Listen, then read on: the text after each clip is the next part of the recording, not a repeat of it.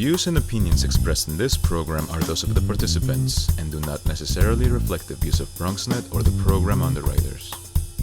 Welcome. How are you? Good morning, good afternoon, good evening. Hello, everyone. I'm the Dr. Bob Lee, and welcome to Open BXRX. Coming up on today's show, we'll speak to a pastor to find out how he's empowering people. Then we'll hear from the representative of a local business to learn how they are inspiring a healthy eating, healthy living lifestyle within our community. Then after that, we'll speak to an accomplished songwriter, musician to learn how his music is having an impact in his community and beyond.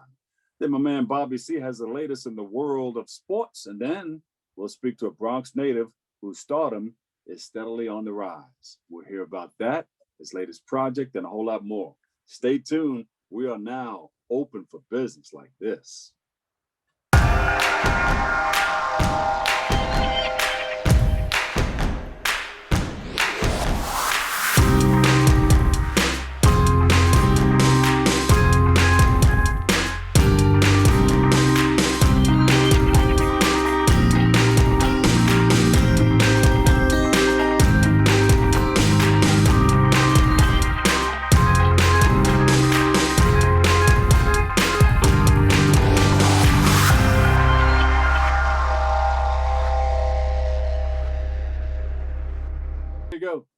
Here we go. 10, 9, 8, 7, 6, 4, 3, 2, 1. Hello, everyone. I'm your host, the Dr. Bob Lee, and you're watching Open. It's that live interactive program that brings the Bronx and New York City straight to your TV set. You can stay connected to us through social media at BronxNet TV.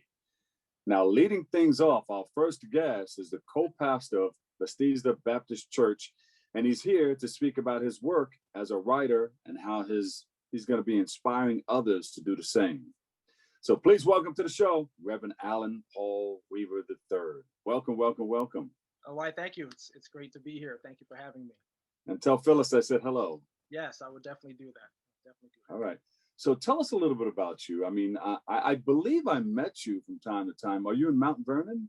No, I'm in Larchmont. I was in the Bronx. Oh, right up. Okay, yeah. You know, I used to live in the Bronx, moved to Larchmont. And so I've been a number of years back. I was on your show. It was a little while ago. So it's been a while. So. Now you've been through some things because you weren't going to be with us at a time. It wasn't until your early 20s before you were able to truly begin loving yourself. Can you explain that? Yeah, growing up, I dealt with a lot of self-esteem issues, low self-esteem issues. I didn't like who I was as a person, you know, as a young man, as a young Black man, even. I had a long laundry list of things that I didn't like about myself, right? I was too thin, wore glasses, didn't like the way my voice sounded. And every time can you back up and say that again? In your early 20s, before you were able to begin truly to love yourself, you were going through some things. Can you explain that? Sure. Before college, I was in high school and I was wrestling with a lot of low self-esteem issues. I didn't like who I was. When I looked in the mirror, I had a long laundry list of things that I didn't like about myself.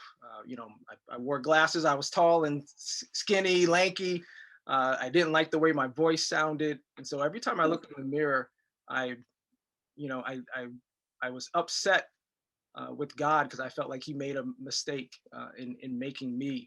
And on the outside, I'd smile. I had friends, had a good life, but my internal struggle made it that I couldn't see all of the love and support that was around me. So about a month after graduating from high school, I attempted suicide. So that's back in 1992. And, you know, I had, you know, growing up, there were a lot of people in the church. My dad's a pastor. A lot of people who said, you know, Alan, when you grow up, you're going to be somebody. You know, you're going to do something great. You're going to do something significant. And I couldn't see past, you know, 18, past 21. I didn't think that I'd make it. And so, you know, a month after high school, I attempted suicide. But, you know, God intervened and but God. But God, that's the only way. And there are a lot of people that probably feel the same way. I mean, when I was growing up, I didn't like myself too much either. As a matter of fact, and that's a dangerous position to be in, because if I didn't like myself, I didn't like you, and then things can get kind of complicated. So, what do you tell others who may be feeling the same way? Because now you can tell more or less who these people are when they come to your church. Right. So whether it's at my church, whether it's in the community, I've had the times that I've shared my testimony about how I was and how God brought me through that. And the day after I attempted suicide, I went to the very spot where I was like cursing God, in my mind, like, God, why did you make me? Like, you did a terrible job. I hate my life. And I went to that very spot and I said, God, you did not allow me to die last night. So you must have a plan for me. And I said, whatever, I don't know what the plan is, but whatever it is, I want it.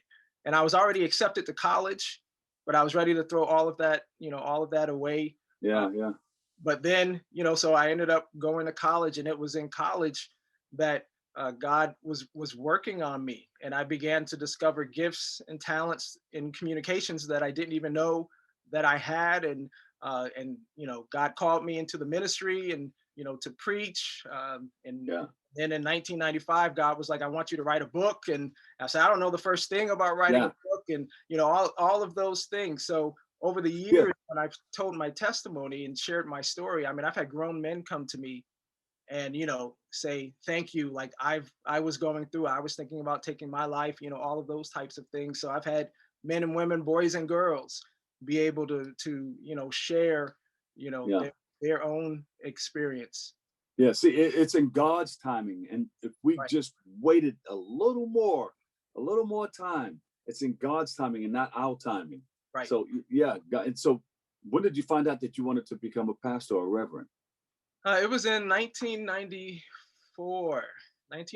I was running, and I remember growing up as a teenager. I'd see my dad in the pulpit, and he'd be preaching and teaching and praying and all those things. And in the middle, of service, I'd be praying, and I'm like, Lord, I will do whatever you want me to do, but do not make me a preacher. Like, anything else, but don't make me a preacher. God has a sense of humor, because that's exactly what I am.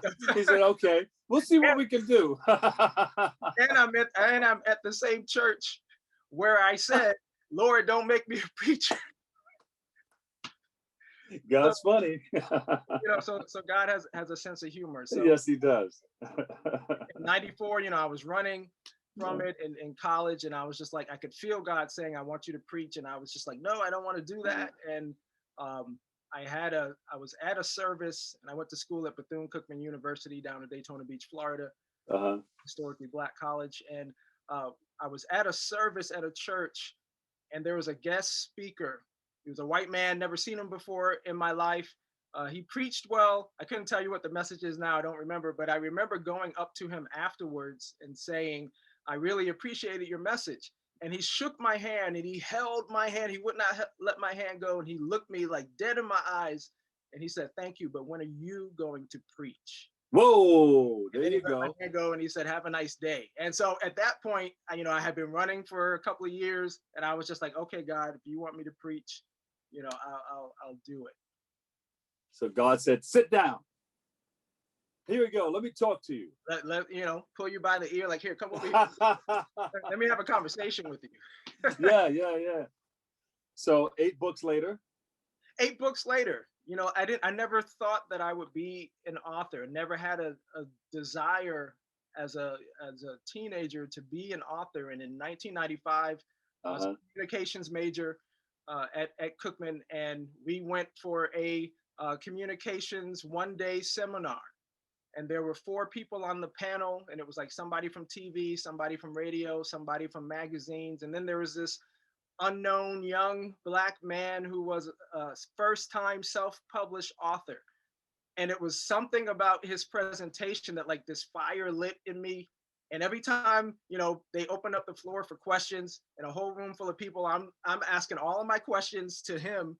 to the point where everybody, all my friends are like, Alan, shut up. Like give people a chance, And I just I couldn't explain it. All of a sudden I had this desire. And a couple of weeks later after that, I really felt putting the pen to the paper. Yeah. And the Lord was like, I want you to write a book. And I was like, I have no idea how to write a book. Like, you've got to help me. And well, you were raising your hand, but that also was, you were reaching for God too at the same time. Oh, okay, I got you. Yeah. So, but what was the first book? My first book is called Transition, Breaking Through the Barriers. It's an anthology, a collection of poetry, short story, and short essay, which chronicles 10 years of my life, starting with my suicide attempt after high school. And it took me 10 years to write. And I didn't know it was going to take that long, but I had to go through 10 years of experience to be able to write about it. So that was my first book, which was released in 2006. And I thought I was done. Like, okay, it's just one book. I had no idea that there were others. And a couple of years later, the inspiration came to write my. You caught the bug. You got the book bug. Right. And then I'm 8 books in now.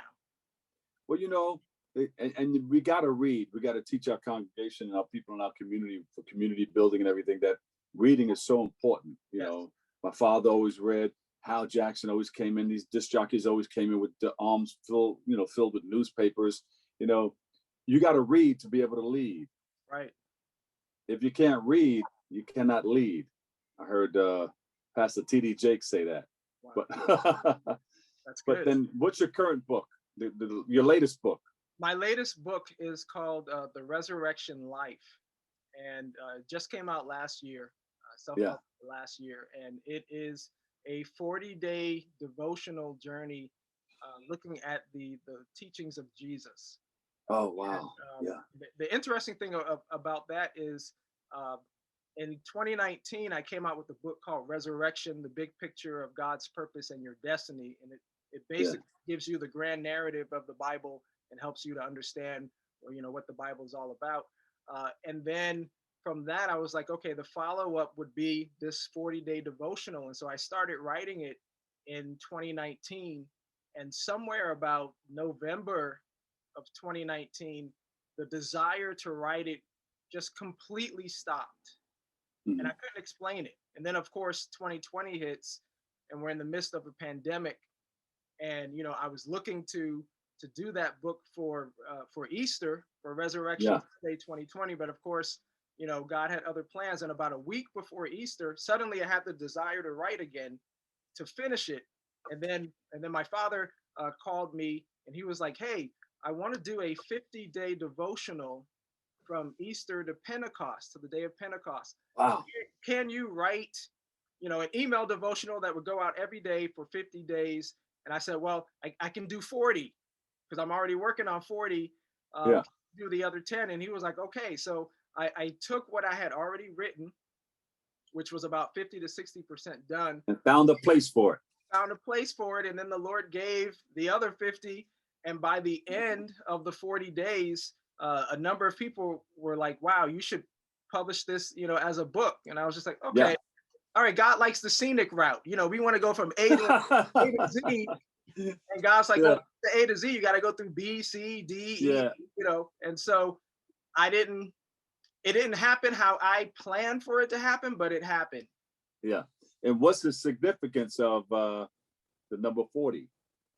Right. So, 40 days in the wilderness with Jesus before his ministry, Moses being up on the mountain for 40 days. Like 40 days is a significant amount of time in the Bible in a number of various scenarios. Yeah. Well, we could preach a whole sermon here, and we're going to have you come back again because, they only give us segments on this. But now you're teaching, and is it up on the website where we can go and find out about all the books that you've written and your teachings and everything? Because people can reach out to you to learn more about how to put the pen to the paper. Is that so? Right. So my website is Alan. It's my name, Alan Paul Weaver 3, the number 3. So AlanPaulWeaver3.com. And then I just recently started a YouTube channel called DTC Writer Studio. It's specifically to help people who know that they've got a book in them, but they don't know how to bring it out.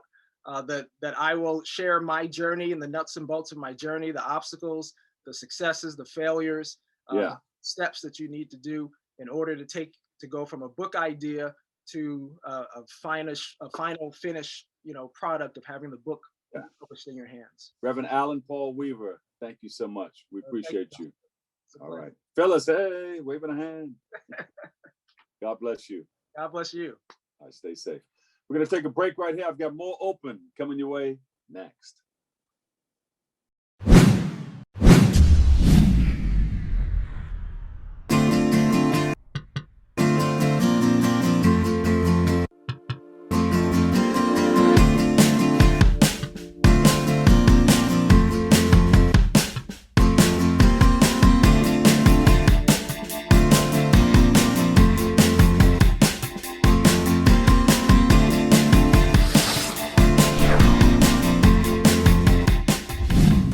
Welcome back.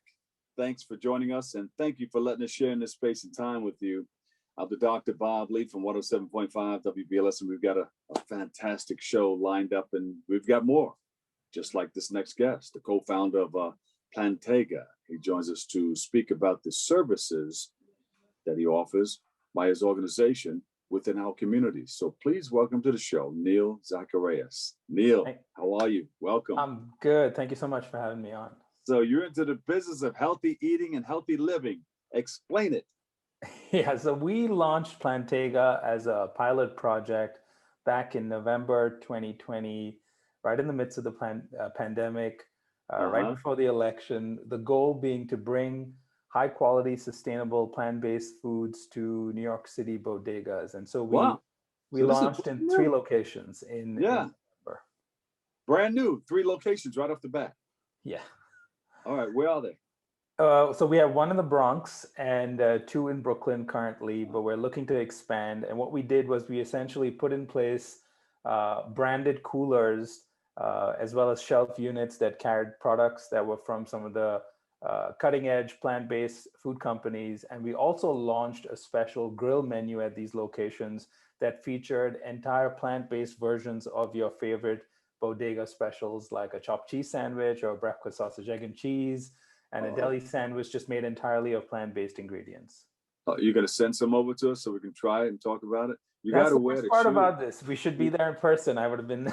Yeah, you got to wear the shoes that you sell, And so you've been doing this for a few months then, and you're in 3 different locations. Are you planning to expand beyond that? Yeah, what we found is that anyone who lives in New York City knows that bodegas are not just convenient; they're critical to the city, almost as much as our subway system. And so, what we were looking at was that people in the United States are starting to eat more plant-based options. Plus, from a sustainability standpoint, all the research from large organizations like the UN point to the fact that we need to start shifting our diets towards eating more plant-based foods. Yes. The problem is that currently, places where people go to buy food, there aren't enough options. And especially when you look at underserved communities, what you're presented with are basically the only option you have is to buy sandwiches or food that is produced by our industrial farming system that is contributing not only to the climate crisis, but also the health crisis. And so our goal is to be able to solve those 2 things by bringing food to places where people consume food and buy food. So are you thinking about expanding outside of the Bronx? Yes, so we're looking to expand into new locations, not just in the Bronx, but across the city. More details coming in the next few weeks, but we are currently in the process of scoping out new locations. So anyone out there who knows of a great bodega that would love to serve more plant-based options to its customers, please reach out to us because we're in that process now. Yeah, and we can see it. Some of the bodegas are becoming healthier and healthier instead of just the chips and soda and the sugary foods and those type of processed meats and things of that nature. Some of them are coming up with the better foods, and we're happy to have you out, letting people know that they can eat healthy. It's important. It's undoubtedly important, and it's also the challenge is that it tends to be more expensive to eat healthy food, and that's one of the challenges we have with our current food system is the foods that are better for you end up costing more, and the foods that are bad for you and the planet tend to be subsidized by subsidized, which is why they tend to be much cheaper. And so part of our plan is also to find ways to go work directly with the brands that are manufacturing these products to try to source it at a lower price, so we're able to sell it at a price range that still maybe doesn't compete with your factory farm meat, but it is at least more affordable for people who are shopping in those locations. And you know, a lot of people eat for taste. How do you get that same taste into the healthy food? People, you know, it's and a lot of companies appeal to your palate. They want to they spend a lot of money to try to get you to the smell, the taste, the sound of something. They appeal to your senses. How do you make this food tasty where it's nutritious at the same time? Yeah, I mean, I think that's a great question. It's very tough for someone to make a leap from eating, a burger to going and eating a kale salad, and we recognize that. And I think part of the reason we're able to get people to try our products is because in the last few years, there's been a lot of innovation in the plant-based food space where you can now eat a burger or you can eat a sausage, egg, and cheese sandwich, and all those ingredients are made large using entirely plant-based ingredients. And so they are higher quality, more sustainable, better for you. And so what ends up happening is now people don't have to compromise on taste and get something that's actually superior for them. And so that becomes a great bridge for people. I think of it as a bridge between the cheap fast food to the kale salad that might be great for you. We are sort of that bridge that's leading you to a healthier choice. Yeah. So innovation is part of I think at a high level, that's the answer. And Neil, who are some of the people that are working with you?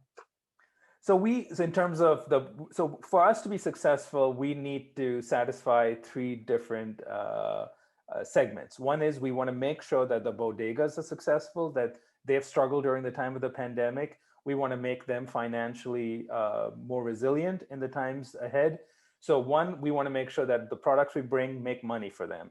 Secondly, the brands that we're working with are bending backwards to try to provide us these products at a price that they don't offer to others, so that we're able to meet this mission that we're after, which is try to feed everyone high quality, sustainable foods. And so we want to make sure that we give them the love and attention that they deserve. And thirdly, and most importantly, we want to make sure that the consumers who are trying these products love it and come back and buy more, and that opens up this idea that food doesn't have to be the terrible usual stuff that they buy. You said you want to make sure they love it. Pick up from that. You want to make sure they love it, and what comes after that?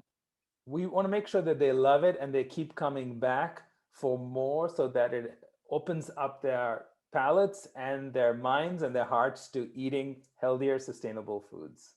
So Neil, if I said Plantega, what would you put behind that? Grab some good stuff. There you go. I'll give you three of them. What's another one? It's going to be on the package. Plantega, grab some good stuff. That's a good one, though. Yeah, Plantega, good for you and the planet. There you go. One more. Plantega, who knew plants could taste so good? There you go. And name some of the people who are working with you. Give them a shout out. So in terms of, you mean the brands or our team members? I'm happy to talk about team all members.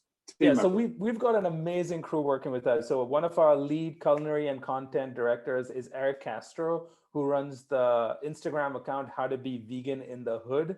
He is the brains behind our menu, and he's been a foot soldier trying to find new bodegas, and he's the heart and soul of our brand and our effort. So Eric Castro deserves a huge shout out. But we also have an expanded team of community ambassadors who you actually will find at our locations. They are there nearly every day, engaging with customers, making sure that the products are stocked and making sure that the quality of the food that we're selling is always at the highest levels. So a shout out to Rosabelle and Jaylene, who are leading our efforts in the Bronx right now. Both of them actually live in the Bronx. And so we're very excited to have a team that's hired from the community that engages with the community and finds ways for us to make these foods, which are the foods of the future, more culturally relevant to everyone. There you go. Neil, Zacharias, and the whole crew. We want to thank you and your staff or your crew or the people working with you and everybody involved in this circle of love. Healthy eating, healthy living, it's important. Plantega, pick up some. As a matter of fact, send some over to our producers, okay? Let them taste it. They'll give me a call and say, hey, Bob, you got to try this. It's delicious. We'll send you some good stuff soon. All right. Thank you, Neil. Thank you. God bless you and good luck with everything. Thanks so much. All right. We'll take a break right here, but a quickie, and we'll come back and give you more next on Open. When taking public transportation, don't touch your phone. Carry hand sanitizer and use it immediately upon leaving the bus or train. Avoid touching your face. If someone is coughing or sneezing, move away. Wash your hands with soap and water as soon as possible. Limit contact with poles. If possible, avoid rush hour. Don't eat or drink on public transportation. Keep your bag off the floor or other surfaces. Avoid directly touching turnstiles. Stay up to date with the latest from your local health department and CDC.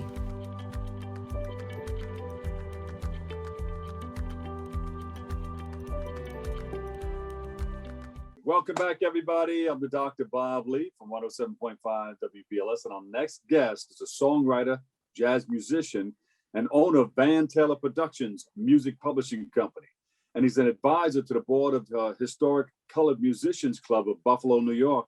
And he joins us today to speak about the impact his band has had on his community and around the world. Please welcome to the show, Van Taylor. Van, how are you? Hey, good morning, good afternoon, good evening. Good morning / afternoon. I'm honored to be here and honored to be in your presence, and thank you for having me on. I mean, I know it's Black History Month, but I stand on many shoulders, I must say. I stand on a lot of shoulders. And just to be in your presence alone with the things you've done with writing your books and make the great foundation, and my God, I mean, I'm just looking at you and I go, Ben, I feel the same way about you, all the wonderful things you've done over the years. And some of the people that have influenced you and some of the people you have worked with are who? Well, for me, as far as the entertainment of the troops and stuff, it starts when I was a kid because a lot of my relatives were in the Army. I had some technicians or cousins that were, older, much older, of course, that were the mechanics on the airplanes for the Tuskegee Airmen. And they would tell me stories. Wow. When I was in high school, my draft number came up, and it's near the end of the Vietnam War. And my draft sergeant said, well, instead of me going over, they had a better idea. And they sent me over as a musician. And so I went over as a musician with a country band. I believe that. Wow. And the Families program. That's where it starts for me. I had been entertaining the troops here stateside with smaller bands, but overseas starts there. Ran across a gentleman named Bob Hope, and he proceeded. He's done a lot of that. Bob Hope's a big name. I didn't really know how big, at the time. I'm a youngster, still in high school. But actually, he educated me on a number of things as far as the war, the participation of Black people in the war, and actually educated me on the civil rights movement. Yeah, wow. So I never Bob Hope. Yeah, Bob Hope. He did a lot of the was it USO shows. USO shows, yes. All the way back to World War II, he was that guy. But he was very observant. He was also a humanitarian, Yeah. And he saw me on stage. Kind of hard to miss. I was the only Black person on stage. Did you have your country band with you? Yeah, I was up there with a country band. Yeah. So you've been doing this from way back. I have. And then you speak about the Colored Musicians Club and the work that they do. Well, that's just it. They go back to the turn of the century, and the history that they have is legendary. As far as racism, the music unions, their local was 533. There were two unions in Buffalo. The 43rd Union, which was an all-white local, and the 533, which was the black local. So if you were a band coming to Buffalo, New York, you had to be in the union. That was the union you signed up with. So every major star, I don't care who you were, if you came to Buffalo, you signed into that union.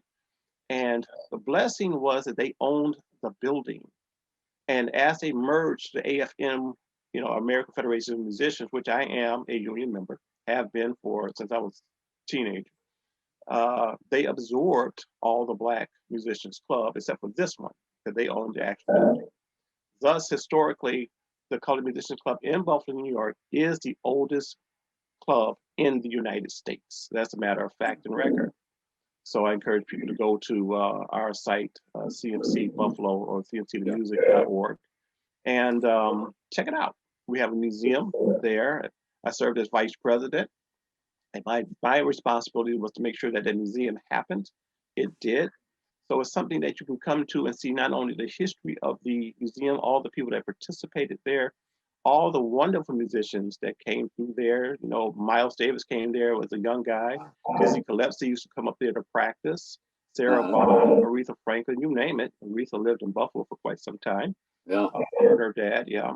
A lot of greats from Buffalo, especially disc jockeys. Disc jockeys also. You have Frankie Crocker, Jerry Bledsoe, who was of the Gary Bird, I think, was also from Buffalo. Oh yeah. That's right. Matter of fact, he worked at WUFO. Matter of fact, he's an alumni of the Buffalo Music Hall of Fame. We inducted him a few years ago. And a colleague of yours, through, it was truly an honor for us. And he's an amazing, amazing gentleman and great talent songwriter. He wrote for Stevie Wonder. That too. And also working with Sandra Trim DaCosta, Honoré DaCosta, through the Bouillon Foundation. Yeah, that's right. That's right. And and it's great that it's connected to the Make the Great Foundation and what you do. So it's kind of a nice way that we all meet and kind of try to help this world become a better place in which to live. So it's amazing. It's a circle of love. It is. How have you navigated through COVID-19, this pandemic? You, the band. Well, we have actually. Of course, like everybody else being shut down and shuttered in, you don't do what you used to do. But we have done some performances live, actually. Right now, we're restructuring. I've had my COVID shot, so I'm fully vaccinated and glad to say that. And we're working on getting the rest of our organization the same way across the country. Many of us, there's about 54 of us that makes up our organization so that we can entertain overseas. So we're spread out across the country. And we're doing actually a telethon this coming up weekend, which will be after the fact. But we're making it through, and we're surviving. And although you had your shots, just tell everybody that I said to pay attention to the 3 W's. Wear that mask, watch your distance, and wash your hands. Absolutely, all the time. 3 W's. I've been doing that long before there was COVID. Yeah, it's important. When you go overseas, you copy the Japanese and the Chinese. They were wearing masks like it was nobody's business. Exactly. Yeah, they knew something was going on. Yeah. That's good. Any memories? Tell us about some of the memories of working with some of these musicians and artists and performing for soldiers, service members. Well, one of my favorites is Grover Washington. Grover Washington. He stands out because we came up together and magnificent talent. Yeah, Grover Washington out of Buffalo. We worked together. Matter of fact, before he passed away, we had set up to take him on tour with us, along with a number of talented jazz musicians along the course of that way. So some of the performances and places that stand out for me as far as Music on the Front Lines, that is the name of our organization, Music on the Front Lines. And that came from being in Vietnam, because we were on a serious front line, flying from hill to hill to hill, being shot at. Yeah. So the name stuck. But some of the things like that and USO shows, we did one where we got Dionne Warwick to come in. It was in Italy, Naples, Italy, and she brought her entire orchestra. That was Wow. magnificent, the show that she offered up, to the troops at that time.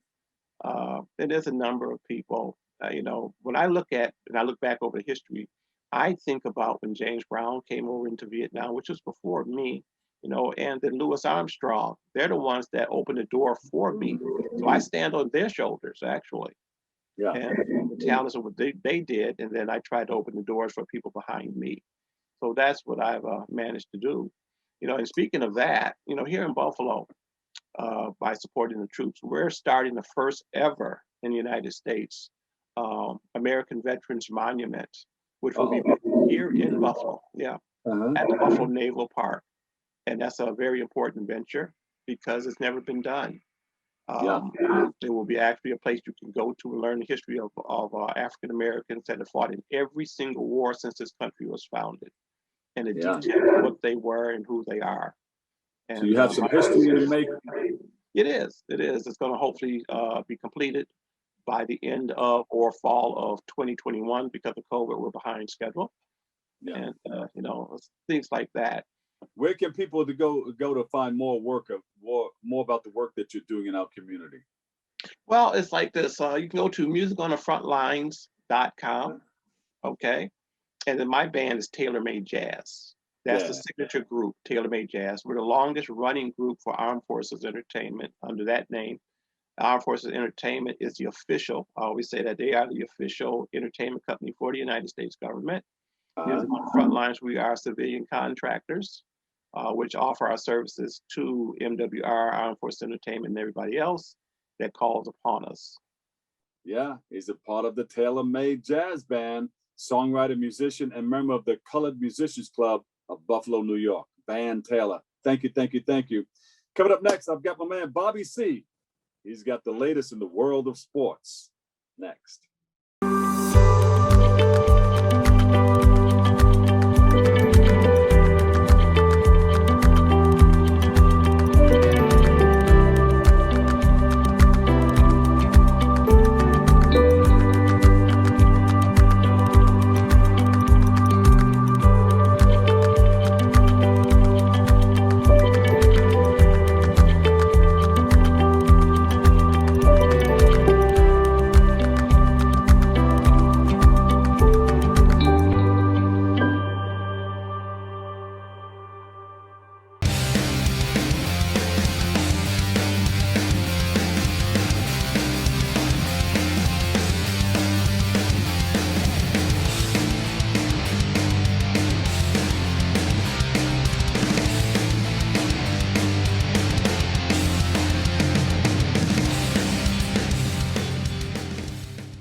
Our guest this morning is a dear friend, 1010 Win sports director and on-air voice, Mark Ernay. Mark, good morning. How are you? Good to see you guys. How are you?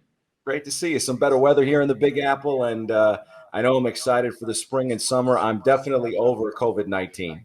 Yeah, you and me both, and thank goodness that we can finally start getting fans back in the NBA arenas. The Knicks had a crowd the other night. The Nets had a crowd the other night. The Islanders will be getting a crowd soon. Jersey will be getting crowds. Seton Hall's got their first crowd showing up, and then the Devils will have crowds. And, hope springs eternal, as they say, for the baseball teams. And, 15% at Yankee Stadium and Citi Field is a whole lot better than 0%. Oh, totally, Mark. I mean, progress is where we're at this point. All right, so Yankees rotation, Yankees lineup, Mets rotation, Mets lineup. Which one of these four has the best season and why? And will it spell World Series for one of these two teams or both of them because of it? Maybe a tie if I can do that, if I can straddle the line. Yankees lineup and Mets rotation would probably be at the top of my list. But I think the Mets, if you look at it, even without Noah Syndergaard, who will be back hopefully around the All-Star break, you've got Jacob deGrom, who is Jacob deGrom, and came firing out of the gate in spring training the other day. Luis Rojas joking that there was concern because he was only hitting 99 on the radar gun. But you've got Marcus Stroman back. You've got Taijuan Walker added to the mix this year. Obviously, Carlos Carrasco was added in the Francisco Lindor deal. You've got some other guys who can contribute. Jordan Yamamoto. You've got some bullpen guys that can, step up and go long. Seth Lugo, we know, wants to be a starter, so who knows what will happen with him. So I think the Mets rotation is strong. Now, the Yankees lineup might give them an edge, and certainly should give them an edge, as, they brought DJ LeMahieu back, which I think was an absolute must. We know DJ wanted to stay on the Yankees. Giancarlo Stanton, let's face it, the last couple of years hasn't really given the Yanks a whole lot. So whatever he can do, and we expect that, he should be rejuvenated. He's still got so much time left on that contract of his. Aaron Judge is Aaron Judge. Gary Sanchez can't possibly be worse than he was. And you've added, you bring back Brett Gardner, who is always a key contributor. And they've essentially anointed Clint Frazier as the starting left fielder. And, we know what he can do with the bat. And I think that the Yankees starting lineup certainly should give them an edge over the rest of the American League East. And by that same token, I think the Mets rotation gives them a leg up on the rest of the National League East. I could tell where the allegiance lies based on the mask over your shoulder. Well, that's my dog. He loves the Mets. And the Yankees didn't do cardboard cutouts last year. Well, we moved to the NBA. I think NBA diehards would tell you right now that they envision an LA Lakers Brooklyn Nets finale. So if you had to put a percentage on it, how likely do you see that happening this year in the NBA Finals? Well, you know what? I think nobody is going to beat the Lakers in a 7-game series as good as the Utah Jazz have been, and they have the best record right now in the West. I think 25-6 as of this morning. But the Lakers, obviously the defending champions, they've got LeBron James, who is in the finals, it feels like, every year. And remember, when the Lakers hosted the Nets a week ago, no Anthony Davis, no Dennis Schroeder, so they're missing 2 of their top 3 guns. And the Nets obviously weren't whole either without Kevin Durant. But the fact of the matter is, you don't see very many teams with the ability to beat Brooklyn in a 7-game series either. So I think percentage-wise, right now, I would have to say it's at least a 75-25 shot that we'll get Nets-Lakers in the NBA Finals. But, let's also consider that a couple of years ago, the Milwaukee Bucks, who were long shots at the beginning of the season, made it to the Eastern Conference Finals and then wound up getting bounced out by Toronto. Mark, we switched gears on the ice. The Isles have played the best of the 3 locals so far, but it's not like they've been exceptional. So what storyline do you believe will dictate which one of these 3, the Islanders, Rangers, or Devils, finishes the best this season? Bobby, I'll tell you right now, maybe the biggest story is the Artemi Panarin mystery with the Rangers. He was top 3 in the MVP voting last year in the abbreviated season.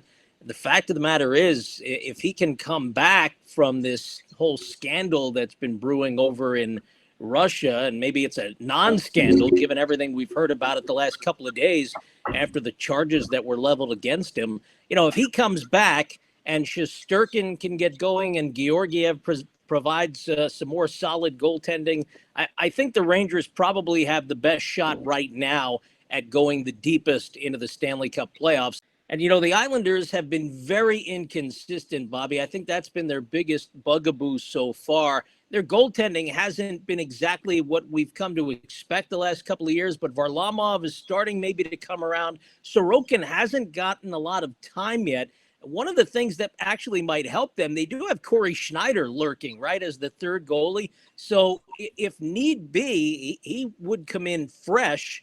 And, he's certainly not up to the caliber that he was, with Vancouver or, with the Devils the last few seasons, but he can certainly be a dependable backup if he's called on for any sort of, measurable duty.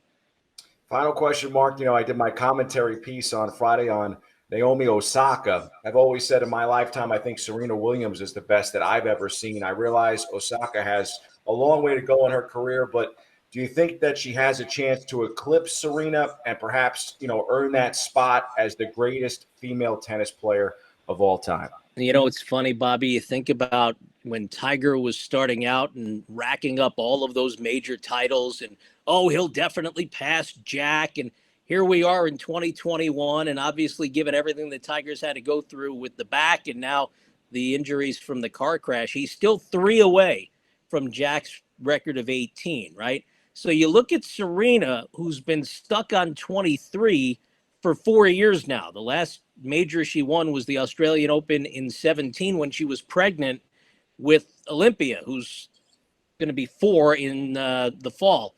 And so you think about Naomi Osaka, who is now 4 for 4 in career major finals, and you wonder, what does the road to 23 look like? And if you want to surpass Serena, and assuming Serena's done as far as winning Grand Slam titles, Naomi's got 19 to go. You look at the guys, the big 3 of Federer, Nadal, and Djokovic, who've combined to win 58. Remarkable, right? Djokovic is 2 now after he won in Melbourne. He's 2 behind Roger and Rafa. So that race will continue until they're all retired. And you figure Djokovic has a couple of years on them age-wise to catch up. So he'll probably play longer and will, you would assume, amass, a total of Grand Slam championships that is greater than both Roger and Rafa. I don't know that I'm going to pencil in Naomi Osaka right now for 15 years from now, having eclipsed Serena. I mean, Serena is far and away the best we've seen, and I don't want to take anything away from Martina Navratilova or Chris Evert or Steffi Graf or any of them, Monica Seles. We've seen some terrific tennis players over the course of the last 30 and 40 years. But Serena, and I think most of them would admit that Serena is far and away better than all of them. She is the GOAT, as they say. Naomi Osaka has certainly had Serena's number in major tournaments. She beat her in the U.S. Open final a couple of years ago, that controversial ending. She beat her last week in the semifinals at the Australian Open. I don't know that we can start to look that far down the road. I certainly can't. I think Naomi Osaka is a tremendous champion. She's a terrific player. She's great. But we're talking about greatest of all time. And I think she's still got a really long way to go in that department. Agreed. Well, folks, you can listen to Mark on 1010. You can listen to him, Rockland Boulders, U.S. Open, jack of all trades, even if you want to go take some classes at St. John's or Hofstra. Always great to have you on the show, Mark. It's good to see you, Bobby. Thanks for having me. We built a media network for you. BronxNet TV. Come learn in your new state-of-the-art studios at Lehman College. At Mercy College. And coming soon to the South Bronx in the Hub. Inspire with your stories, culture, history. Your Bronx on BronxNet. Engage with us. Connect with us at your channels and at bronxnet.tv. Learn, engage, inspire. BronxNet TV. From the Bronx to the world. BronxNet. Welcome back, everybody. I'm the Dr. Bob Lee for 107.5 WBLS and BronxNet's Open. Our next guest is a Bronx-raised singer and songwriter. He does his thing. He gets busy, and he joins us to speak about his debut project, Listening Sessions, which is set to be released on the Black Billion Entertainment. That's a beautiful label right there. And it features soon-to-be hit singles, Quarantine and Confess. Watch out. Please welcome to the show our next guest, J Dhane. Jay, hey. Yo, what's going on, man? How's everybody? I appreciate y'all for having me, man. Hey, well, you're always welcome. Thanks for being a part of it all. Can you tell us more about your upbringing and what influenced you to become a singer-songwriter? Oh, man. I think it started with, like, my mom. Like, she used to tell me, like, when I was like a baby, I used to clap my hands in the crib and just hum. And if my hands got tired, she would see me clapping my feet. So I was like, all right. She said she always knew something musical was in me. Then fast forward to like 7, 8 years old, I was in church and I joined like multiple choirs, children's choir, boys choir, youth choir, you name it. And I just kept myself involved. And even at that time, I still wasn't even like sure this was the lane that I wanted to do. I was just discovering my talent. But mom was always playing music for you. Always. Mom was always supportive of what I'm doing. She has that nice collection like I have back here. I would say yours is a little yours is a little more structured, but yeah, she got some. But she has a collection. You remember, so you're musically inclined. You've been brought up in music.